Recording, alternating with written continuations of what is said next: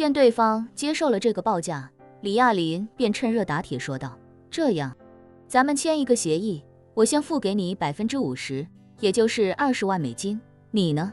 也不需要立刻跟我办理转让手续，只需要先帮我把工人全部安抚好，把这里完全腾出来，让我完成升级。剩下的20万美金，我会在2个月内给你付清。”说完，李亚林补充一句：“厂子不着急变更，所以还是在你名下，你也不用怕我赖账。”对方略微思考了一阵，觉得李亚林说的也没有错，不变更厂子，那自己就不用承担任何风险，而且20万美金自己事先拿到手了，更何况现在无论是谁来买自己的厂子，恐怕都不可能直接把钱一次付清的。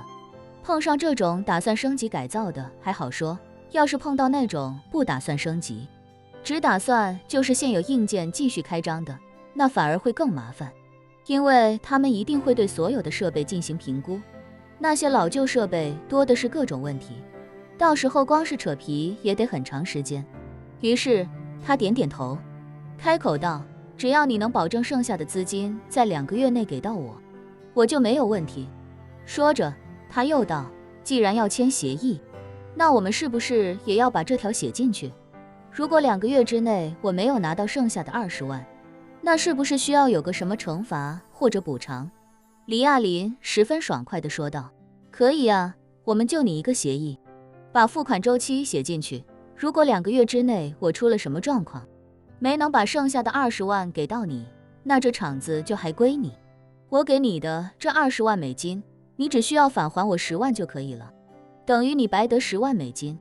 那人有些惊讶地看着李亚林，问他：“此话当真？”“当然。”李亚林微笑道：“我们就把这个条款写进协议里吧。”对方听到这话，彻底松了口气，如此一来，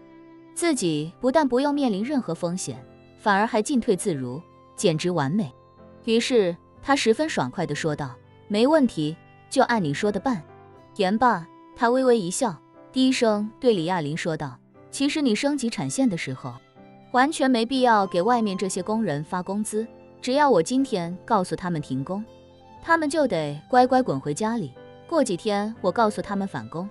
他们就得乖乖的给我滚回来，就算他们这中间找了别的工作也不要紧，因为在这个小镇能在我这家食品厂工作，绝对是他们打工的最佳选择。我这里离家只有几公里路程，骑车甚至步行对他们来说都是非常轻松的。至于工资，虽不算很高，但在家附近这已经是他们能够拿到的最高工资了。如果他们再想多赚一点，就要去到离家几十公里的港口，甚至还要跟着渔船出海，那样的话，或许每月能多赚几十美金，但通勤成本一下子就高出不少，有时候很长时间都回不了一趟家。所以不到万不得已，他们是不会往港口折腾的。李亚林看着对方一脸自信的样子，微笑说道：“我这个人做事情一向求稳，我如果对你这里升级改造，那就要把这里逐步打造成一个高产能、高品质的大厂。一些竞争对手之前可能不把你这里当回事，可是一旦他们知道我要对这里进行升级改造，一定会把我视为很大的威胁。如果换作我是竞争对手的话，我会在这里还没有完成升级改造之前，把这里潜在的工人全部挖走，只需要付很少的代价，就可以让这里没办法按时开工。你的工人应该都是罐头加工方面的熟练技工，如果他们被挖走，临时招人还要培训磨合，这里可能几个月都没办法正常开工了。对那些资金链不够充沛，着急想赶紧开工回款的人来说，拖几个月，资金链可能就直接断裂了。对方听得一脸惊讶，有些恍惚地说道：“你说的这些，我还从没有想过，看来我确实不是做生意的材料，只知道守着眼前这摊生意，有得赚就好，也从来没有想过怎么才能做大做强。不过就我这个脑子，估计也没有那个做大做强的实力，更没那个格局。”李亚林点点头道：“所以你就按我说的，合同签订之后，就先让这些工人回家，但是要告诉他们这只是带薪假，工资发一半，剩下一半回来上班的时候再给他们。另外就是他们拿了这个钱，就必须要保守这个秘密，而且绝对不能去别的地方打工，否则的话，我们就要让他退还，还要找他索赔。对方连连点头，没问题，我会跟他们说的严重一些，他们都很怕我，肯定不敢违反规定。说着，他问李亚林，对了，你刚才说要给他们1个月200美金的带薪假，先付一半，那300多人1个月就是3万多美金，2个月就得6万多，这笔钱也得你来承担吧？那是当然，李亚林道，这笔钱不算在20万美金首付款内，由我来承担。对方听到这话，立刻笑着说道，那我就没别的问题了，随时可以签合同。李亚林点点头，又道，对了，你给他们放假的时候，不要告诉他们厂子你已经卖掉了。那人疑惑地问，为什么？难道你不想让他们知道你是这里的新老板？李亚林摆手道，我一个外国人在这里也没有任何根基，如果让他们知道你已经把厂子卖给我了，他们还真未必会遵守承诺，说不定拿了我给的底薪就直接跑路了。说着，他又道，你就告诉他们你马上就要得到一笔投资，要对这里进行全面的升级改造，所以先给他们放带薪假，但是出于商业机密，这件事情绝对不能让任何竞争对手知道，